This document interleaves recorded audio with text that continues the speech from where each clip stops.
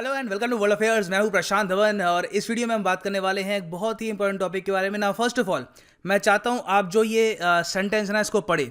You are either with us or against अस, मतलब कि या तो आप हमारे साथ खड़े हैं या फिर आप हमारे अगेंस्ट है, हमारे विरोध में खड़े हैं। ना ये जो फॉरेन पॉलिसी की लाइन होती है ना, ये सिर्फ बहुत ही ताकतवर देश यूज़ करते हैं। और यूएसए ने ये लाइन यूज़ करी थी 9/11 के बाद। जब 9/11 टेररिस्ट अटैक हुआ यूएसए पर, तब उस वक्त यूएस के उस वक्त के प्रेसिडेंट जॉर्ज डब्ल्यू बुश ने यह कहा था, हर देश ये बात सुन ले, हर देश हर रीजन ये बात सुन ले कि अगर आतंकवाद की लड़ाई में आप हमारे साथ नहीं खड़े तो मतलब आप हमारे विरोध में खड़े हैं ना। तब से लेकर अब तक यूएस की जो विदेश नीति है काफ़ी हद तक चेंज हो चुकी है। यूएस अब रिलेटिवली काफ़ी कमज़ोर बन चुका है। चाइना एक काफ़ी बड़ी शक्ति उभर के सामने आया है और इसलिए अब चाइना यहाँ पर यूज़ कर रहा है इस टाइप की लाइंस। हाल ही में चाइना ने धमकी दी है, बांग्लादेश को वार्निंग दी है कि अगर आपने क्वाड को ज्वाइन किया तो इससे बहुत ही ज़्यादा नुकसान होगा हमारे और आपके रिलेशंस में। लिटरली इन्होंने यहाँ पे धमकी दी है कि हम आपके अगेंस्ट हो जाएंगे अगर कल को आपने कभी भी जो क्वाड ग्रुपिंग है, क्वाड ग्रुपिंग में आपको पता होगा 4 देश आपको मिलेंगे, इंडिया, यूएस, जापान, ऑस्ट्रेलिया। अगर बांग्लादेश ने कभी भी ये ग्रुप को ज्वाइन कर लिया तो it will cause substantial damage to the relations. ये जो धमकी है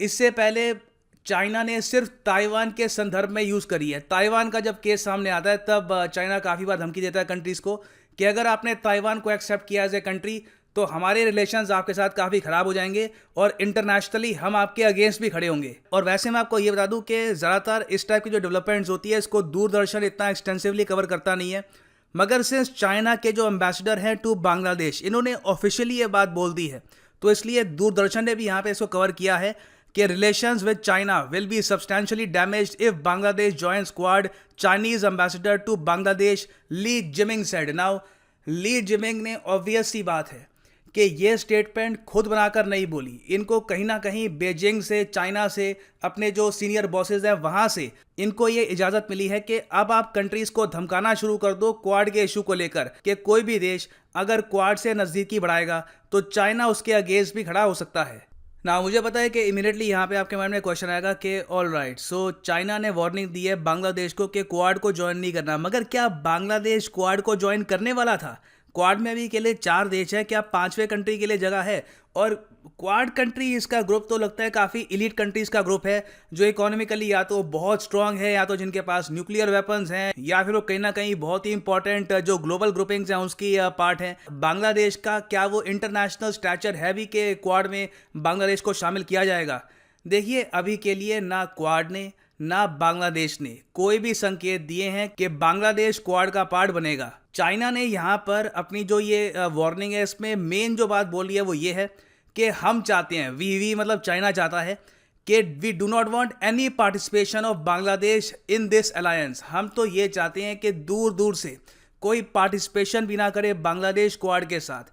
मतलब कल को कोई युद्ध अभ्यास होता है, कोई मिलिट्री एक्सरसाइज होती है, कोई अगर मान लो क्वाड कंट्रीज मिलके कोशिश करती है कि बांग्लादेश में इनका एक मिलिट्री बेस बन जाए, किसी भी टाइप की कोऑपरेशन, किसी भी टाइप की पार्टिसिपेशन अब नहीं चाहते कि बांग्लादेश करे विद क्वाड। नाउ यहाँ पे अब आप समझ पाएंगे कि चाइना की जो स्टेटमेंट है ये इतनी अजीब क्यों है, क्यों इंडियन मीडिया, बांग्लादेशी मीडिया और आई एम श्योर बहुत ही जल्द यूएस मीडिया भी इस पर बातचीत करना स्टार्ट कर देगा कि अब चाइना इस तरीके से धमकाएगा कंट्रीज को।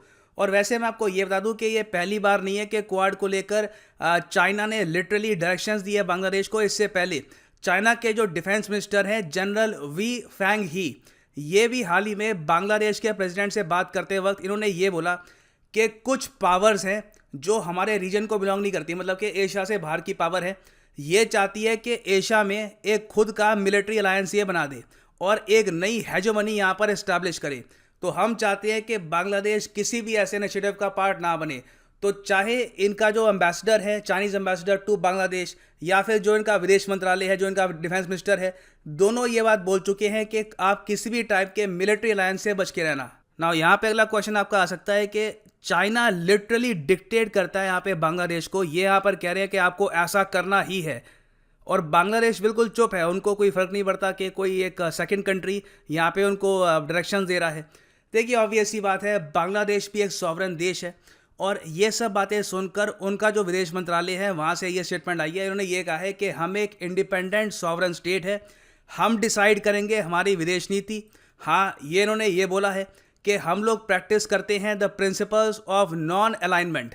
हम लोग किसी भी मिलिट्री अलायंस का पार्ट नहीं बनने वाले, बांग्लादेश ने इसका संकेत दे दिया, मगर साथ में ये बोल दिया कि जो भी फिर भी करना होगा विदेश नीति के हिसाब से वो हम अपने हिसाब से करेंगे, कोई और देश हमको बताएगा नहीं कि हमको क्या करना है क्या नहीं करना। आगे बांग्लादेश के विदेश मंत्री ने ये भी बोला कि देखिए नेचुरली जो चाइना के एम्बेसडर है वो चाइना के हित की बात कहेंगे। हो सकता है कि वो नहीं चाहते कि बांग्लादेश क्वाड को ज्वाइन करे, तो इन्होंने ये बात ओपनली कह दी। तो यहाँ पे आप कह सकते हैं बांग्लादेश ने थोड़ा बहुत अपनी रिस्पेक्ट बचा कर रखी है, मगर साथ ही साथ इन्होंने डर के मारे चाइना के अगेंस्ट भी ओपनली ये नहीं कहा कि चाइना की जो स्टेटमेंट है ये गलत है, ये कैसे हमारी फॉरेन पॉलिसी को डायरेक्शन दे रहे हैं। नाउ इसके बाद एक अगला क्वेश्चन यहाँ पे आपका ये हो सकता है कि चाइना क्वाड को लेकर ऐसी स्टेटमेंट दे भी कैसे सकता है? क्या हमने अब तक क्वाड में सुना है कि क्वाड एक ग्रुप है अगेंस्ट चाइना? तो इसका आंसर है नहीं। क्वाड कंट्रीज ने अभी के लिए किसी भी मीटिंग में चाइना का ना डायरेक्ट नाम लिया है, ना ये कहा है कि हम चाइना के अगेंस्ट हैं। क्वाड कंट्री सिंपली यहाँ पर यह कहती है कि हम एक फ्री इंडो पैसिफिक के लिए काम करेंगी। चाइना यहाँ पे अपने आप एज्यूम कर लेता है कि क्वाड कंट्री सिर्फ और सिर्फ चाइना को कंटेन करने के लिए बनाया गया है। और आज के समय देखो चाइना लिटरली डायरेक्शन पता है क्यों दे पा रहा है बांग्लादेश को, इवन श्रीलंका को, बाकी कंट्रीज को क्वाड को लेकर? इसका रीजन है भारत की गलती।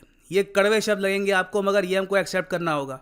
देखो पूरा जो साउथ एशिया रीजन है, ना सिर्फ south Asia, even south east Asia, ASEAN देश, ये सब मान के चल रहे थे कि भारत से आएंगी वैक्सीन। भारत बहुत ही जल्द जो ये पेंडेमिक है इसको अपनी कंट्री में भी इसको सॉर्ट आउट कर देगा और उसके बाद हमको वैक्सीन प्रोवाइड करेगा। हमने इतनी बुरी तरीके से ये पेंडेमिक मैनेज किया है, ये हम सबको पता है। सरकार की गलती हुई है, बहुत ज़्यादा इसको लाइटली लिया, कई इलेक्शन की रैलीज हुई, रिलीजियस गैदरिंग्स हुई, कोविड-19 काफ़ी बड़े स्केल पर फैल गया हमारे देश में। फिर अब तो हम ये भी देख रहे हैं कि जो वैक्सीन मैन्युफैक्चरर्स हैं ये भी भारत से दूर होकर भाग रहे हैं। ये कह रहे हैं कि भारत में बहुत ज़्यादा हमको प्रेशर फेस करना पड़ रहा है। तो कहीं ना कहीं देखिए गलती हमसे हुई है। कोविड-19 की वैक्सीन जो कई कंट्रीज एक्सपेक्ट कर रही थी हमसे, हम उनको डिलीवर नहीं कर पा रहे हैं। हमारे खुद के देश में वैक्सीन की जो प्रॉपर कमी है हम उसको दूर नहीं कर पा रहे। तो जो ये कमी है इसको पूरा कर रहा है आज के समय चाइना। हाल ही में आपको बताया होगा चाइना ने साउथ एशियन कंट्रीज़ के साथ मिलकर एक कोविड-19 के अगेंस्ट एक ग्रुप बना दिया है।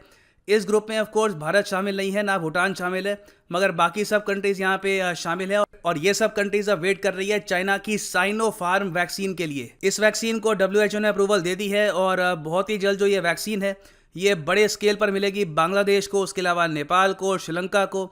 ये सब कंट्रीज जो काफ़ी हद तक डिपेंडेंट थी ऑन इंडिया, ये काफ़ी हद तक निराश है भारत की परफॉर्मेंस को लेकर। और चाइना आज के समय इनकी जो ये नीड है वैक्सीन की अकेला पूरा कर रहा है। तो ऑब्वियस सी बात है अब चाइना जो ये सुप्रीमेसी है इसको एंजॉय भी करेगा।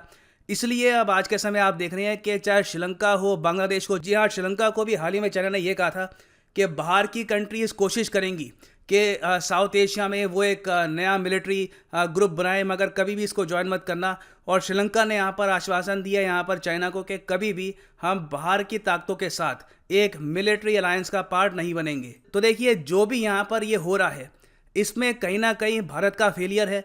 और अभी भी मैं कहूँगा कि ज़्यादा बिगड़ा नहीं है कुछ। हम लोग अभी भी अगर बहुत ही जल्द भारत में वैक्सीन की जो प्रोडक्शन है ये इसको बढ़ा देते हैं तो पॉसिबिलिटी है कि इन द फ्यूचर हम चाइना का जो इन्फ्लुएंस है साउथ एशिया में, इवन आसियान कंट्रीज़ में, इसको काउंटर भी कर पाएँ। और फाइनली यहाँ पर मैं ये भी ऐड कर दूँ कि आप किसी भी एग्जाम के लिए तैयारी कर रहे हैं, चाहे SSC, बैंक, UPSC, आप परचेज कर सकते हैं अनअकैडमी क्वालिटी कोर्सेज।